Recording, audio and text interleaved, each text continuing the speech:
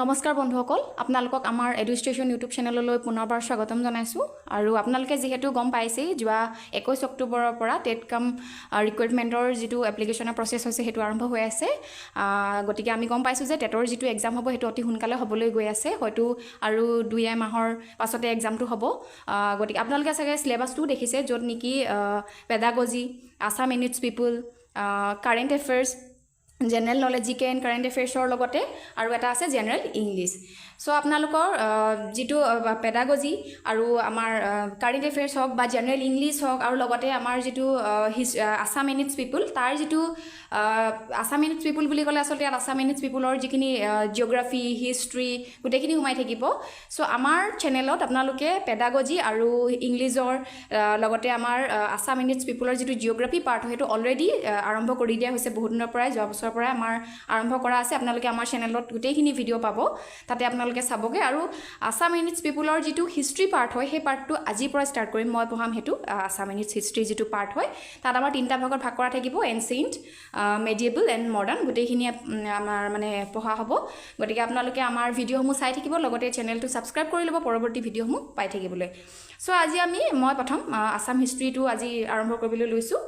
যেহেতু Assam and its পিপল বুলি ক'লে ইয়াৰ হিষ্ট্ৰীখিনি আমি জানিবই লাগিব হিষ্ট্ৰীটো নজনাকৈ আমিতো অসম মানুহৰ আৰ্ট এণ্ড কালচাৰ্ছ বা সেই মানুহখিনিৰ বিষয়ে জনগাঁথনিৰ বিষয়ে আমি জানিব নোৱাৰিম ন গতিকে আমি অসমৰ ইতিহাসৰ পৰা যাব লাগিব সো ইয়াত আমি আপোনালোকে দেখিছে স্ক্ৰীনত আমি ইয়াত ভাগ কৰি থৈছোঁ আসামৰ 3টা ভাগৰ ওপৰত আমি পঢ়াম প্ৰথমটো হৈছে এনচিয়েণ্ট দ্বিতীয়টো হৈছে মেডিয়েবল এণ্ড 3 নম্বৰটো হৈছে মডাৰ্ণ তাৰমানে অসমক এনচিয়েণ্ট মেডিয়েবল এণ্ড মডাৰ্ণ 3টা ভাগত ভাগ কৰা হৈছে আৰু এনচিয়েণ্টৰ 2টা ভাগত ভাগ কৰা আছে এনচিয়েণ্টটোক মানে সাব ডিভিজন কৰা আছে 2টা ভাগত এটা হৈছে প্ৰি হিষ্ট্ৰিক পিৰিয়ড আৰু এটা হৈছে হিষ্ট্ৰিক পিৰিয়ড আৰু যিটো প্ৰি হিষ্ট্ৰিক পিৰিয়ড আছিলে সেইটোত মানে লিজেণ্ডাৰী যিবিলাক কিং আছিলে যিবিলাক পৌৰাণিক যুগ সেইটোত মানে লিজেণ্ডাৰী কিং লগতে আমাৰ যিটো প্ৰাগজ্যোতিকা বা কামৰূপা নাম সেইটো মানে প্ৰি হিষ্ট্ৰি সময়ত আছিলে সো এনচিয়েণ্ট বুলি ক'লে 2টা হ'ব এটা হ'ব প্ৰি হিষ্ট্ৰিক আৰু এটা হ'ব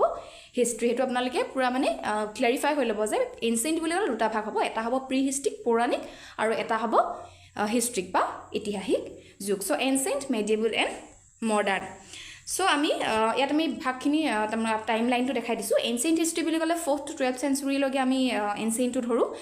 12-13 চেঞ্চুৰীৰ পৰা টিল 1826লৈকে আমি মেডিয়েবল পিৰিয়ড বুলি ধৰোঁ যিটো আহোম যুগ বুলিও আপোনালোকে ক'ব পাৰে আৰু 1826ৰ পৰা বৰ্তমানলৈকে আমি মডাৰ্ণ এজ বুলি ক'ব আৰু 1826ৰ যেতিয়া ইয়াণ্ডাবু ট্ৰিটি হৈছিলে ইয়াণ্ডাবু সন্ধিৰ পিছত ব্ৰিটিছসকল অসমলৈ আহিছিলে আৰু তাৰ পৰৱৰ্তী সময়ৰ পৰাই মানে 1826ৰ পিছৰ পৰাই মানে মডাৰ্ণ এজ আৰম্ভ হৈছিলে সো আমি এতিয়া ফাৰ্ডাৰ ডিভিজনখিনি পঢ়িলোঁ ডিটেইলত পঢ়িলোঁ যে কোন কেতিয়াৰ পৰা আৰম্ভ হৈছিলে সো আমি নেক্সট চাম এতিয়া চাওক এনচিয়েণ্টৰ যিটো প্ৰাক ঐতিহাসিক আৰু ঐতিহাসিক pre historic and historic period মই কৈছিলোঁ প্ৰাক ঐতিহাসিকত আমাৰ লিজেণ্ডাৰী কিংখিনিৰ বিষয়ে পাব তাৰপিছত ঐতিহাসিকত আমাৰ যিখিনি বৰ্মন ডাইনেষ্টিৰ পৰা ঐতিহাসিক পিৰিয়ডটো আৰম্ভ হৈছিলে গতিকে আপোনালোকে তাত কনফিউজ নাযাব সো ইয়াত চাওক এনচিয়েণ্ট হিষ্ট্ৰী বুলি ক'লে হিষ্ট্ৰিক পিৰিয়ড যিটো আছে তাত আমি দেখাই দিছোঁ য'ত আৰম্ভ হৈছিলে প্ৰথম বৰ্মন ডাইনেষ্টিৰ পৰা 350 পৰা 650লৈকে তাৰপিছতে আছিলে আমাৰ ম্লেছ বা শালস্তম্ভ ডাইনেষ্টি যিটো 650 to 900 তাৰপিছতে আহিছিলে আমাৰ পালা ডাইনেষ্টিটো আৰম্ভ হৈছিলে 900ৰ পৰা 1100ৰ ভিতৰত সো এইখিনি আছিলে আমাৰ অসমৰ এনচিয়েণ্ট হিষ্ট্ৰীৰ যিখিনি কিংডম আছিলে বা এনচিয়েণ্ট হিষ্ট্ৰীৰ যিখিনি ডাইনেষ্টি আছিলে যোনে অসমত ৰুল কৰিছিলে সেইটো পালোঁ সো ইয়াতে এটা মানে এটা এডভাৰটাইজমেণ্ট আছিলে আপোনালোকে চাই ল'ব পাৰে আপোনালোকে যদি টেট কাম ৰিক্ৰুইটমেণ্টৰ কাৰণে আপোনালোকক যদি টেষ্ট চিৰিজ লাগে নোটছ লাগে ভিডিঅ'ছ লাগে MCQsখিনি লাগে তেতিয়াহ'লে আপোনালোকে এডুষ্টেশ্যন এপটো ডাউনলোড কৰি ল'ব পাৰে তাতে আপোনালোকে গোটেইখিনি পাব আৰু মই কৈছোঁৱে যে যিহেতু আমাৰ পেডাগজি হওক বা ইংলিছৰ হওক লগতে আপোনালোকে আমাৰ যিটো আসাম এণ্ড ইটছ পিপলৰ যিটো জিঅ'গ্ৰাফি পাৰ্ট হয় তাৰো আমাৰ ভিডিঅ'ছবিলাক আছে ৰেকৰ্ডেড ভিডিঅ'ছ আছে নোটছ আছে টেষ্ট চিৰিজ আছে গোটেইখিনি আপোনালোকে পাই যাব গতিকে আপোনালোকে স্ক্ৰীনত যিটো কণ্টেক্ট নাম্বাৰ দিয়া আছে তাতো আপোনালোকে কণ্টেক্ট কৰিব পাৰে তেতিয়াও আপোনালোকে পাব নতুবা আপোনালোকে এডুষ্টেশ্যন এপটো ডাউনলোড কৰক আৰু লগতে আমাৰ চেনেলটো আপোনালোকে ছাবস্ক্ৰাইব কৰি ল'ব আমাৰ পৰৱৰ্তী ভিডিঅ'সমূহ পাই থাকিবৰ কাৰণে গতিকে আহক আমি আজি ভিডিঅ'টো আৰম্ভ কৰোঁ so ancient Assam history so আমি আৰম্ভ কৰিম এনচিয়েণ্ট আসামৰ পৰা the ancient name of Assam was Pragjyotish. It has been mentioned in 2 Greek epics, the Mahabharata and the Ramayana, and also in the Puranas and Tantras. মানে অসমৰ প্ৰাচীন নাম প্ৰাগজ্যোতিষপুৰ গতিকে বহুতে ভাবিব পাৰে যে কামৰূপো হয় কিন্তু কামৰূপ নামটো প্ৰাগজ্যোতিষপুৰতকৈ পিছতহে হৈছে সো অসমৰ যদি 2টা অপশ্যন থাকে যে প্ৰাগজ্যোতিষপুৰ আৰু কামৰূপ তেতিয়াহ'লে আপোনালোকে কামৰূপ অপশ্যনটো নিদিব প্ৰাগজ্যোতিষপুৰটো দিব কাৰণ অসমৰ পৌৰাণিক নামটো আছিলে প্ৰথম পৌৰাণিক নামটো আছিলে প্ৰাগজ্যোতিষপুৰ সো মহাকাব্য মহাভাৰত আৰু ৰামায়ণত আৰু লগতে পুৰাণ আৰু তন্ত্ৰ যিবিলাক যোগিনী তন্ত্ৰ আছিলে সেই তন্ত্ৰবিলাকত কালিকা পুৰাণতো আমি আনকি প্ৰাগজ্যোতিষপুৰৰ বিষয়ে জানিব পাৰোঁ regarding the name Pragjyotish or Pragjyotishpur Edward গেটৰ যিখন কিতাপ আছিলে তাত দিছিলে যে Prag means former or eastern and jyotish a star so প্ৰাগজ্যোতিষৰ শব্দটো সম্ভৱত গেটে কৈছে যে মানে পূব মানে প্ৰাগৰ অৰ্থ হৈছে পূব আৰু জ্যোতিষ এটা নক্ষত্ৰ মানে জ্যোতিষ মানে জিলিকি থকা সো এইটো ইয়াৰ মানে অৰ্থটো বুলি কৈছে Pragjyotishpur may be therefore taken to mean the city of eastern astrology প্ৰাগজ্যোতিষপুৰক সেয়েহে পূৰ্বৰ জ্যোতিষ নগৰ বুলিও কোৱা হয় গতিকে এইটো এটা আহিব পাৰে যে প্ৰাগজ্যোতিষপুৰৰ অৰ্থটো কি the city of eastern astrology so Kalika Purana মতে ব্ৰহ্ম ইয়াতে গ্ৰহ নক্ষত্ৰৰ সৃষ্টি কৰিছিলে আৰু সেয়েহে এই ঠাইৰ নাম পূৰ্বৰ জ্যোতিষ চৰ্চা নগৰ যেহেতু আছিলে সেইকাৰণে প্ৰাগজ্যোতিষপুৰ হ'ল বুলি কোৱা হয় according to the Kalika Puran Brahma created the planets and stars here therefore the place is called Pragjyotishpur Dr. Banikanta Kakote কৈছে যে Pragjyotish originated from the Austric language তাৰমানে বাণীকান্ত কাকতিয়ে কৈছে যে প্ৰাগজ্যোতিষ শব্দটো অষ্ট্ৰিয়ান ভাষাৰ পৰা অহা শব্দ হয় সো মহাভাৰতৰ কালত প্ৰাগজ্যোতিষপুৰৰ সীমা দক্ষিণে বংগোপসাগৰ আৰু পশ্চিমে কৰতোৱালৈকে বিস্তৃত আছিল during the period of Mahabharata the boundaries of Pragjyotishpur extend to the bay of Bengal in the south and Karatoya in the west তাৰমানে ইমান বেছি ডাঙৰ আছিল আৰু মহাভাৰতৰ সময়ত গতিকে আমি এটা অনুমান কৰিব পাৰোঁ যে সেই একে সময়ছোৱাতে য'ত মহাভাৰতৰ সেই মানে সময়ছোৱাত ভাৰতৰ আন ঠাইত য'ত নেকি আন ৰাষ্ট্ৰ আছিলে সেই সময়ছোৱাত অসমত কোন আছিলে প্ৰাগজ্যোতিষপুৰ নামৰ সাম্ৰাজ্যখন আছিলে সো তাত মানে কৈছে যে সীমাটো কিয় আছিলে দক্ষিণে বংগোপৰ পৰা পশ্চিমে কৰতোৱালৈকে বিস্তৃত আছিলে the term Kamrupa was first mentioned in Samudragupta's famous Allahabad inscription and also in famous composite of Kalidasa Raghuvansham তো কালিদাসৰ যিখন ৰঘুবংশম তাত মানে কামৰূপ নামটো আছিলে আৰু লগতে সমুদ্ৰগুপ্তৰ যিখন এলাহাবাদ ইনস্ক্ৰিপশ্যন আছিলে তাতো মানে আমাৰ যেটো কামৰূপ নামটো হেতু প্ৰথম পোৱা গৈছিল সো এই কোৱেশ্চনটো খুব আহে যে কামৰূপৰ যেটো প্ৰথম কামৰূপৰ নামটো প্ৰথম কোট পোৱা গৈছিল তো এইটো আপোনালোকে মন কৰিব সমুদ্ৰগুপ্তৰ যেটো এলাহাবাদ পিলাৰ ইনস্ক্ৰিপশ্যন হয় তাতে প্ৰথমবাৰৰ বাবে মানে কামৰূপ নামটো পোৱা গৈছিল ডক্টৰ বাণীকান্ত কাকতিৰ মতে কামৰূপ শব্দটোৰ উৎপত্তি কামুৰ বা কামুৰাত পৰা হৈছে যাৰ অৰ্থ হৈছে দুষ্ট আত্মাক আমন্ত্ৰণ জনোৱা according to the Banikanta Kakati the term kamrupa originated from the word kamaru or kamot which means magic of the art and invasion of evil spirits তাৰমানে কি হয় আগৰ পৰা অসমক তন্ত্ৰ মন্ত্ৰৰ দেশ বুলি কোৱা হয় ন তাৰে এটা উদাহৰণটো মায়ং এতিয়াও আছে সো সেইকাৰণে কৈছে যে সেই কামুৰত বা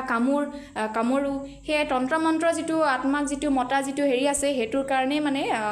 নামটো মানে কামৰূপ হল বুলি তেওঁ ক'ব খুজে সো যোগিনী তন্ত্ৰৰ মতে পশ্চিম কৰতোৱাৰ পৰা পূবে দিখনৈলৈকে কামৰূপৰ সীমা বিস্তৃত আছিলে আৰু যোগিনী তন্ত্ৰত মানে কৈছে যে পূবে দিখনৈলৈকে আছিলে উত্তৰে কৰ্মগিৰি পৰ্বতৰ পৰা দক্ষিণে ব্ৰহ্মপুত্ৰ আৰু লক্ষা নদীৰ সংগমলৈকে বিস্তৃত আছিলে according to যোগিনী তন্ত্ৰ the boundaries of Kamrupa extended from Karatwa in the west and Dikho river in the east and from the mountain of Karmagiri to the north to the confluence of Brahmaputra and Lekha river on the south হেমতে Brahmaputra উপত্যকা ভূটান ৰংপুৰ কোচবিহাৰ উত্তৰ-পূব ময়মনসিং আৰু বুটকৰু গাৰু পাহাৰো কামৰূপৰ অন্তৰ্গত আছিলে accordingly Brahmaputra valley Bhutan Rangpur Kuchbihar northeastern Mymensingh and probably the Garu hills belonged to Kamrup মানে ইমান বেছি তা ডাঙৰ বিস্তৃত এৰিয়া এলেকা কামৰূপে আগুৰি আছিলে so next question to আছে according to the যোগিনী তন্ত্ৰ the country was divided into 4 portions যোগিনী তন্ত্ৰৰ মতে দেশখন চাৰিটা ভাগত বিভক্ত হৈছিল Kampit from the river Korotwa to Mankush then Ratnapit Mankusar পৰা ৰূপহীলৈকে ৰত্নপীঠ then স্বৰ্ণপীঠ যেটো ৰূপহীৰ পৰা ভৰলীলৈকে আছিলে and then স্বৰ্ণপীঠ হোমাৰপীঠ যেটো ভৰলীৰ পৰা ডিক্ৰমনৈলৈকে আছিলে গতিকে এই কোৱেশ্চনটো খুব বেছি আহে যে কামৰূপৰ যেটো চাৰিটা ভাগ আছিলে সেই ভাগকিটাৰ নাম কি আছিলে আৰু লগতে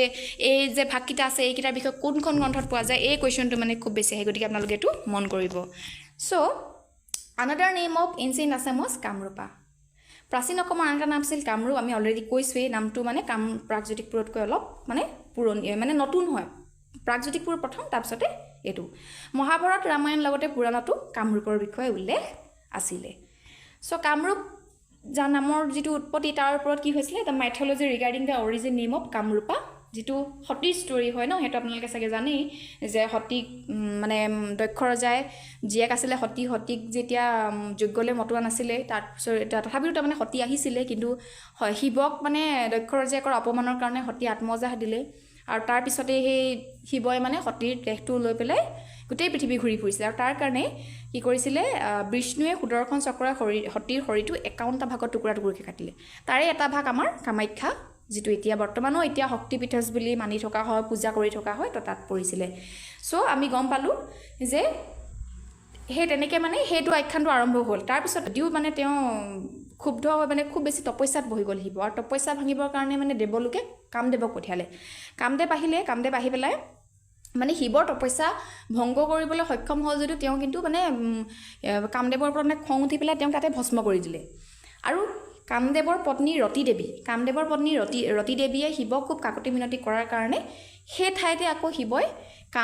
কামদেৱক মানে নিজৰ ৰূপলৈ আনিলে আৰু যোনডোখৰ ঠাইত মানে কামদেৱে নিজৰ ৰূপ পালে সেই ঠাইডোখৰ নাম হ'ল কামৰূপা তো এইটো এটা মিথিকেল ষ্টৰী হয় তাৰমানে লিজেণ্ড হয় এটা মুখে মুখে চলি অহা পৌৰাণিক কথাহে হয় তো ইয়াৰ কোনো ধৰণৰ মানে ইভিডেঞ্চ পোৱা নাযায় কামৰূপা বা প্ৰাগজ্যোতিষপুৰ কেনেকৈ হ'ল আমি সেইটো চালোঁ গতিকে এতিয়া আমি কি কৰিম অসম নামটো কেনেকৈ হ'ল বা আসাম নামটো কেনেকৈ হ'ল আমি সেইটো চাম the term Assam emerged in around 15th and 16th century CE and there are several opinions to the origin of the name Assam তো খ্ৰীষ্টীয় প্ৰায় 15-16 শতিকাত মানে অসম শব্দটো উত্থান ঘটিছিল আৰু অসম নামৰ উৎপত্তি সম্পৰ্কে কেইবাটা মতবাদ আছে কোনোৱে কয় যে আৰ্যসকলৰ নজয় অৰ্থত মানে অসম নামটো দিছিলে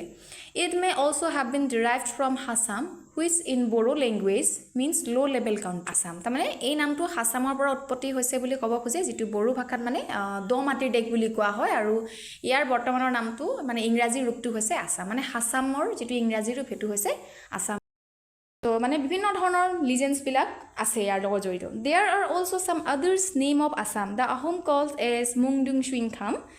meaning the land of golden gardens অসমৰ আন কিছুমান নামো আছে আহোমসকলে মুংডুং চুইংখাম অৰ্থাৎ সোণৰ বাগিচাৰ দেশ বুলি কয় এইটো এটা ইম্পৰ্টেণ্ট কুৱেশ্যন যে আহোমসকলে অসমক কি বুলি কৈছিলে প্ৰথম মুংডুং চুইংখাম তাৰমানে সোণৰ বাগিচাৰ দেশ In the olden days of Assam was also known as Vaishali to the Burmese and the tribes living beyond the Patkai range. মানে পুৰণি কালত অসমৰ পাটকাই পৰ্বতৰ ইফালে থকা লোকসকলে কি বুলি মাতিছিলে বৈশালী তো এইটো এটা অপশ্যন দিব পাৰে যে বৈশালী কোনখন ৰাজ্যৰ ওল্ডেষ্ট নেম আছিলে তো সেইটো হ'ব Assam So, presumably, the term Assam was first used in the Assamese literature by Simanta Shankardeva to mean the Ahoms. আনুমানিক মানে অসম শব্দটো চাগে প্ৰথম অসমীয়া সাহিত্যত শ্ৰীমন্ত শংকৰদেৱে মানে হেৰি কৰিছিলে আহোমসকলক বুজাবৰ কাৰণে বুলি কোৱা The name of Ahom or Assam was probably given by the Ahoms who come to Assam in 1228 AD. মানে আসাম বা আসাম যিটো শব্দ আছে সেইটো 1228 খ্ৰীষ্টাব্দত অসমলৈ অহা আহোমসকলে দিছিল বুলিও বহুতে ক'ব খোজে কিন্তু একচুৱেলি একজেক্ট হয় নে নহয় সেইটো নাজানে কিন্তু বহুতে এইটো ক'ব খোজে যে আহোমসকলৰ পৰা অসম নামটো হৈছে doctor Banikanta Kakati believes that the term Assama may be later day Sanskritization of an earlier form of Assam on in Thai the root Sam means to be vanquished with the Assamese prefix of a so Assam or Assam would mean undefeated victorious so Dr. Banikanta কাকতিৰ মতে অসমা শব্দটো ইয়াৰ পূৰ্বৰ আসাম ৰূপৰ দিনৰ পিছত মানে সংস্কৃতিকৰণ হ'ব পাৰে তাই ভাষাত সাম মূলৰ অৰ্থ হৈছে জয় হোৱা সো অসমীয়া উপসৰ্গ কৰ হৈতে মানে অসম বা আসামৰ অৰ্থটো হ'ব পাৰে অপৰাজিত বা বিজয়ী সো ভিন্ন ধৰণৰ মত প্ৰকাশ কৰিছে তো আমাৰ কিছুমানে কৈছে যে অসমসকলৰ পৰা হ'ল তেওঁলোকে আসাম নামটো কৈ আহোম ৰাজ্যৰ পৰা আসাম হ'ল কিছুমানে বাণীকান্ত কাকতিয়ে কৈছে যে অসম মানে হৈছে অপৰাজিত বা বিজয়ী সো প্ৰি-হিষ্ট্ৰিক এৰা অফ এনচেণ্ট প্ৰাগজ্যোতিষ বা কামৰূপা বুলি ক'লে the political history of ancient Assam Pragjyotish in Kamrupa prior to the 4th century CE has never been entirely detailed in any account. However, early Sanskrit literature did make some references of the some which is also contradictory. So খ্ৰীষ্টীয় চতুৰ্থ শতিকাৰ আগৰলৈকে অসমৰ মানে প্ৰাগজ্যোতিষপুৰ বা কামৰূপৰ বিষয়ে সবিশেষ ইতিহাস পোৱা নাযায় কোনো ধৰণৰ বিৱৰণ পোৱা নাযায় কিন্তু আদিম সংস্কৃত সাহিত্যত যিখিনি বিৱৰণ আছে গোটেইখিনি আছিলে পৰস্পৰ বিৰোধী গতিকে আমি একজেক্টলি এইটোৱে হিষ্ট্ৰী বা সত্য বুলি ক'ব নোৱাৰোঁ আৰু সেই এৰাটোক মানে কি বুলি কোৱা হয় প্ৰি হিষ্ট্ৰিক এৰা বুলি কোৱা হয় মানে যিহেতু নাছিলে হিষ্ট্ৰী হেতু কাৰণে কোৱা হৈছিলে so however no historical evidence about the state its rule and about their rule in available till the time of the imperial Guptas of the north So therefore the period prior to the 4th century CE may be said to be prehistorical era of ancient Pragjotishpur or Kamrupa. যেহেতু উত্তৰ ভাৰতৰ সাম্ৰাজ্যবাদী গুপ্তসকললৈকে কোনো ধৰণৰ evidence নাছিলে মানে 4th century CE লৈকে কোনো ধৰণৰ এভিডেন্স নাছিলে অসমৰ ওপৰত কোনো ধৰণৰ লিখিত হওক বা একো মানে এভিডেন্সই নাছিলে তো সেইকাৰণে সেইটো যুগক প্ৰাগৈতিহাসিক যুগ বুলি কোৱা হয় সো মানে আমি যদি সুধে যে কোনবা অসমৰ ইতিহাসৰ ভাগটো তেতিয়াহ'লে চাৰিটাই হ'ব আচলতে আসামৰ চাৰিটা ভাগে হ'ব হিষ্ট্ৰী মানে প্ৰি হিষ্ট্ৰিক পিৰিয়ড এনসেন্ট দুটা ভাগ historical period and prehistorical period then medieval আৰু তাৰপিছত মডাৰ্ণ সো আমি এতিয়া কুৱেশ্যনছখিনি ডিছকাশ্যন কৰিম তো ফাৰ্ষ্ট কুৱেশ্যনটো সুধিছে what is the ancient name of Assam option এত আছে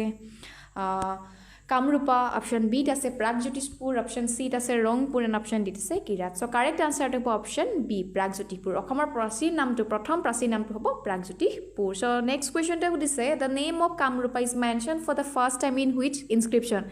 কামৰূপ নামটো প্ৰথমবাৰৰ বাবে ক'ত উল্লেখ আছিল অপশ্যন এ সমুদ্ৰগুপ্ত এলাহাবাদ লিপি option B Kanai Barsi inscription Kanai বৰকী শিলালিপি option C Nidhanpur copper plate option D নানাবেব তো কাৰেক্ট আনচাৰ হ'ব option A Samudragupta Allahabad pillar inscription Samudragupta Allahabad লিপিতহে প্ৰথম কামৰূপ নামটো আছিলে চ' কুৱেশ্যন নম্বৰ 3টোৱে সুধিছে which of the following book is the best literature source of Assam তলৰ কোনখন কিতাপ ঐতিহাসিক অসমৰ গুৰুত্বপূৰ্ণ অপশ্যন এ হৰ্ষচৰিত বানভট্টৰ হৰ্ষচৰিত অৰ্থশাস্ত্ৰ তাৰপিছত আছে কালিকা পুৰাণ আৰু মহাভাৰত তো কাৰেক্ট আনচাৰ হ'ব অপশ্যন চি কালিকা পুৰাণ হৰ্ষচৰিত্ৰখন বানভট্টৰ অৰ্থশাস্ত্ৰখনতো মগধৰ বিষয়েহে আছে চ' কুৱেশ্যন নম্বৰ 4টোৱে সুধিছে নম of the parts of the history of Assam option এত আছে 2 অপশ্যন 3ত আছে অপশ্যন ডিত আছে 5 অপশ্যন চিত আছে 3 এণ্ড অপশ্যন ডিত আছে 4 তো কাৰেক্ট আনচাৰটো হ'ব অপশ্যন 4 কাৰণ এনচেণ্ট মেডিয়েবল এণ্ড মডাৰ্ণ আৰু এনচেণ্টৰ দুটা ভাগ হিষ্ট্ৰী এণ্ড প্ৰি হিষ্ট্ৰী তো চাৰিটা ভাগত ভাগ কৰা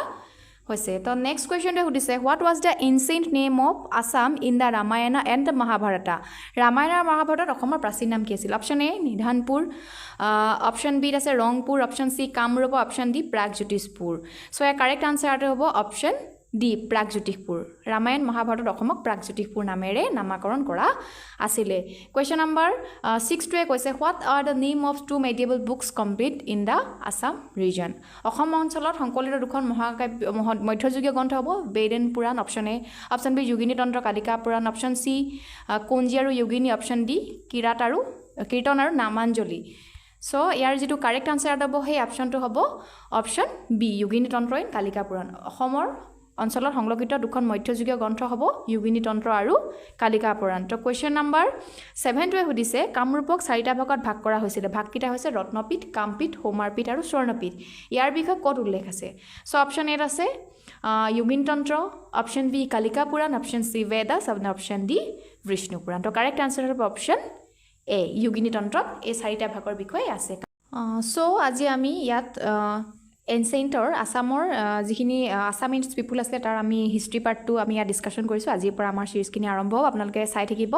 আৰু আজি আমি এনচেণ্ট আছামৰ পাৰ্টটো আৰম্ভ কৰিলোঁ আৰু লগতে আমি 7টা ইম্পৰ্টেণ্ট কুৱেশ্যনছ আছিলে যিখিনি সেই ইম্পৰ্টেণ্ট কুৱেশ্যনছকেইটা ডিছকাশ্যন কৰিলোঁ আৰু ইয়াৰ পিছৰ ভিডিঅ'টোত আমি সেই এনচেণ্ট আছামৰ মানে প্ৰি হিষ্ট্ৰিক বা পৌৰাণিক অসমৰ এনচেণ্টৰ যিহেতু দুটা ভাগ আছে আমি এটা ভাগ আৰম্ভ কৰিছোঁ ইয়াৰ যিটো প্ৰি হিষ্ট্ৰিক পিৰিয়ড পৌৰাণিক যুগ বা প্ৰাগ ঐতিহাসিক যুগ আমি সেইটো আৰম্ভ কৰিছোঁ আৰু ইয়াৰে আমি কুৱেশ্যন এনচাৰখিনিৰ লগতে তাৰ অসমৰ নামটোৰ লগত জড়িত যিখিনি কাহিনী আছিলে পৌৰাণিক কাহিনী আছিলে আখ্যান আছিলে আমি সেইখিনি পঢ়িলোঁ আৰু নেক্সট ভিডিঅ'টোত আমি ইয়াৰ পিছৰ যিখিনি প্ৰি হিষ্ট্ৰিক ডাইনেষ্টি আছিলে যেনেকৈ দানৱা ডাইনেষ্টি অসুৰা ডাইনেষ্টি তাৰপিছতে ভৌম ডাইনেষ্টি আছিলে সেই ডাইনেষ্টিখিনিৰ ওপৰত আমি নেক্সট ভিডিঅ'টোত আমি ডিছকাশ্যন কৰিম তাৰ যিখিনি ইম্পৰ্টেণ্ট কুৱেশ্যনছ আছে সেই কুৱেশ্যনছখিনিও আমি লগতে ডিছকাশ্যন কৰিম গতিকে আপোনালোকে আমাৰ ভিডিঅ'সমূহ চাই থাকিব লগতে চেনেলটো ছাবস্ক্ৰাইব কৰি দিব গতিকে আমি নেক্সট ভিডিঅ'টোত আকৌ লগ পাম আৰু অকল হিষ্ট্ৰী বুলিয়ে নহয় মানে আছাম এনচ পিপুলৰ যিটো হিষ্ট্ৰী পাৰ্ট অকল সেইটো বুলিয়ে নহয় ইয়াৰ জিঅ'গ্ৰাফী পাৰ্টটো আমাৰ অলৰেডি ভিডিঅ'জ দিয়া আছে আপোনালোকে চাব পাৰে আৰু এডুষ্টেশ্যন এপটো আপোনালোকে ডাউনলোড কৰি ল'ব তাতে আপোনালোকৰ ৰেকৰ্ডেড ভিডিঅ'জ ইত্যাদি গোটেইখিনি পাব নোটছ পাব গতিকে আপোনালোকে আমাৰ চেনেলটো ছাবস্ক্ৰাইব কৰি ল'ব আৰু লগতে বন্ধুবৰ্গলৈ শ্বেয়াৰ কৰি দিব চ' আমি নেক্সট ভিডিঅ'টোত আকৌ লগ পাম